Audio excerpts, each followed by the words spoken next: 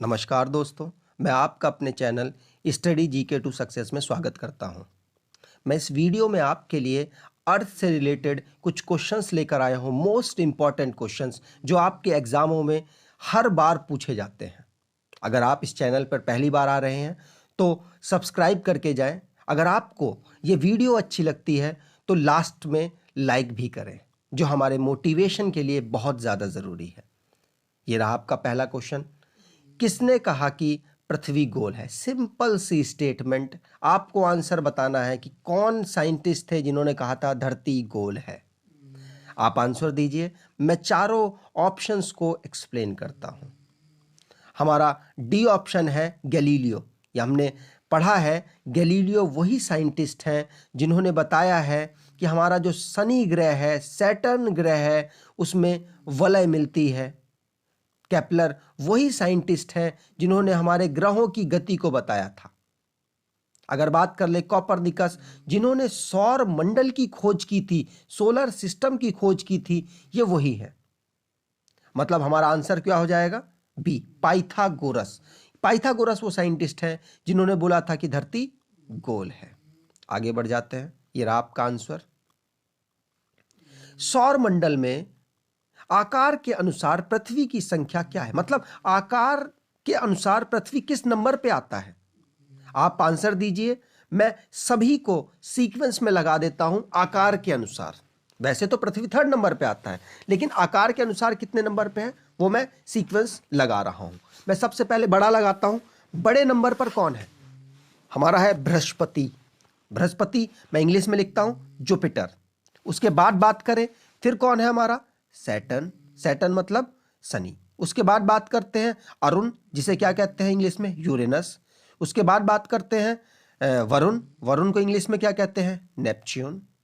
फिर हम आगे बात करते हैं, हमारा अर्थ आ जाता है। मतलब पांचवें नंबर पे हमारा अर्थ है, तो इसका आंसर 5 है। लेकिन मैं आगे भी सीक्वेंस आपको बताता हूं। वीनस। वीनस हमारा शुक्र है। शुक्र के बाद हमारा मार्स आ जाता है, मतलब मंगल ग्रह। और फिर उसके बाद मरकरी, जो सबसे छोटा है। आठों में सबसे छोटा कौन है? मरकरी। और सबसे बड़ा कौन है? जुपिटर। अर्थ कौन से नंबर पे है? 5वें नंबर पे। आपको याद रखना है। आगे बढ़ते हैं हम, ये रहा आपका आंसर। अर्थ क्रस्ट को क्या कहते हैं? मतलब ये यहां पे कहते हैं लिखा होगा, कहना लिख गया गलती से, माफ कीजिएगा। अर्थ क्रस्ट को क्या कहते हैं? मतलब अर्थ क्रस्ट का दूसरा नाम भी है। वो नाम क्यों रख रखा है? क्योंकि अर्थ क्रस्ट में वो ज्यादा मिलता है, इसलिए। अगर मैं आपको सीधे आंसर बता दूं तो इसका आंसर है सियाल। या सियाल पढ़ लो या सियोल पढ़ लो, आपकी जो मर्जी हो वो पढ़ लो। ये क्यों बोला जाता है मैं आपको बताना चाहूंगा कि इसके पास SI मतलब सिलिकॉन बहुत ज्यादा है, और इसके पास एल्यूमिनियम बहुत ज्यादा है, जिसलिए इसको कहा जाता है सियाल। आगे बात कर ले सीमा। सेकंड ऑप्शन में सीमा लिखा हुआ है। ये हमारी किस क्रस्ट में? हमारी अर्थ की क्रस्ट 3 भागों में कटी हुई है। आपको मालूम होगा कि क्रस्ट में, मेंटल में, और एक सेंटर है हमारा उसमें। मैं एक बार यहां ऐसे बना दूं यहां पर आपके लिए। ये इस तरीके से हमारी क्रस्ट है।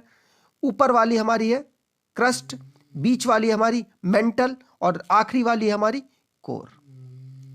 ये हमारी मेंटल और ये हमारी क्रस्ट। ठीक, तो जो हमारी मेंटल है वो क्या है? सीमा। इसके पास क्या है? क्या ज्यादा है?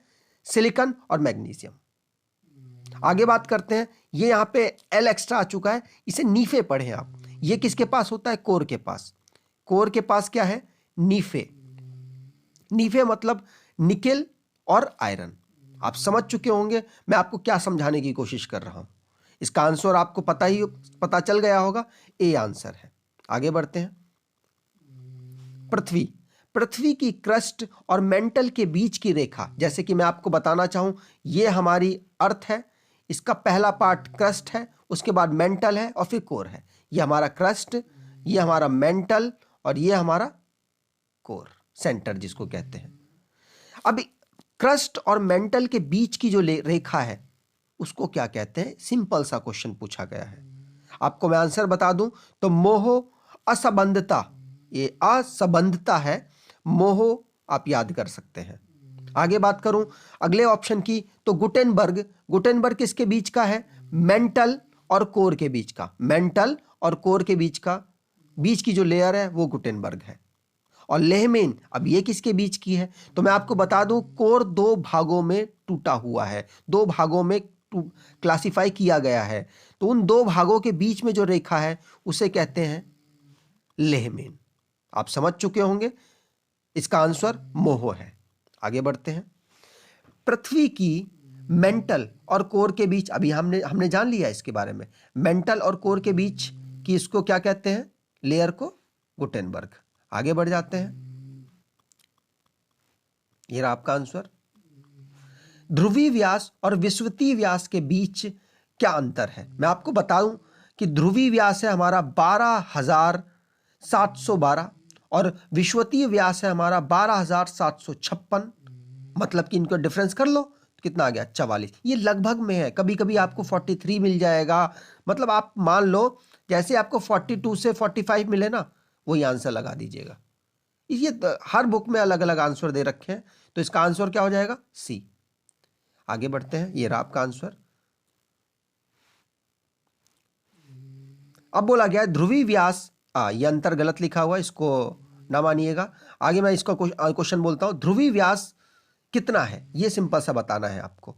तो अभी मैंने आपको थोड़ी देर पहले बताया, ये क्या है? ये विश्वतीय लिखा है। ध्रुवीय व्यास कितना है हमारा? 12,712 और विश्वतीय कितना है हमारा? 12,756। और ये इन दोनों के बीच में अंतर है। ये मैंने आपको लास्ट क्वेश्चन में ही बताया था, ये सिर्फ मैंने प्रैक्टिस के लिए आपके लिए डाल दिया था। आगे बढ़ जाते हैं। आपको इसका आंसर तो पता चल गया होगा, बी। सूर्य के बाद, मतलब सबसे नजदीक तो पृथ्वी के कौन है? सूर्य। सबसे नजदीक तारा पृथ्वी के कौन है? सूर्य। लेकिन सूर्य के बाद पृथ्वी के नजदीक कौन सा तारा है, यह आपको बताना है। मैं आपको बताता हूं, शुक्र पृथ्वी के सबसे नजदीक ग्रह है। सीरियस सबसे चमकदार हमारा तारा है। और ध्रुवीय ऐसा कुछ होता नहीं है, लेकिन प्रॉक्सिमा तारा वही तारा है जो सूर्य के बाद धरती से ज्यादा नजदीक है। आप समझ चुके होंगे, इसका आंसर डी है। आगे बढ़ते हैं। ये देखिए, पृथ्वी का तापमान कैसे बदलता है पृथ्वी के अंदर? मतलब जब हम पृथ्वी है हमारी, ये इस पृथ्वी के अंदर जाते जाए तो किस तरीके से टेम्परेचर में परिवर्तन आता है, टेम्परेचर में चेंज आता है, इसके बारे में इस क्वेश्चन में पूछा गया है। देखिए, पृथ्वी में जो चेंज आता है, मैं डायरेक्टली आपको आंसर बता दूं, ये दोनों है। मतलब 15 से 30 डिग्री, अगर 1 किलोमीटर आप अंदर जाएंगे तो इसके आसपास मिलेगा। अगर 32 मीटर के मतलब 32-30 के आसपास आप जाएंगे तो 1 डिग्री कम हो जाएगा। दोनों अपने आप में उल्टे हैं, मतलब दोनों आंसर है इसका, बोथ ऑफ दिस, सी इसका आंसर है। आगे बढ़ते हैं। ये रहा आपका आंसर। चांद के प्रकाश को पृथ्वी तक पहुंचने में कितना समय लगता है? देखिए, मैं आपको पहले एक्सप्लेन कर दूं, सूर्य से पृथ्वी में जो हमारा प्रकाश है वो पहुंचने में 8 मिनट 3 सेकंड लगता है, 30 सेकंड लगता है। और अगर मैं यहां बात करूं, चांद से पृथ्वी में जो प्रकाश का टाइम लगता है वो 1 सेकंड और 3 मिली सेकंड के आसपास लगता है। ये सब अप्रोक्सीमेटली में वैल्यू है, आप ध्यान रखिएगा। आपका इसका आंसर ए है। आगे बढ़ते हैं। सूर्य के प्रकाश को पृथ्वी तक पहुंचने में कितना समय लगता है? अभी थोड़ी देर पहले बात की, सी इसका आंसर है। आगे बढ़ते हैं। ये आपका आंसर। पृथ्वी की परपटी, मतलब कि ये कौन सी क्रस्ट की बात हो रही है? क्रस्ट को परपटी कहते हैं। परपटी में कौन सा तत्व अधिक होता है? अभी थोड़ी देर पहले हमने बात की सीमा। मैं बता दूं कि सीमा और मतलब सिलिकॉन और मैग्नीशियम, ये किसके पास था? मेंटल के पास। आपको याद है? अगर मैं एक और बात करूं, सियाल किसके पास है? अर्थ क्रस्ट के पास।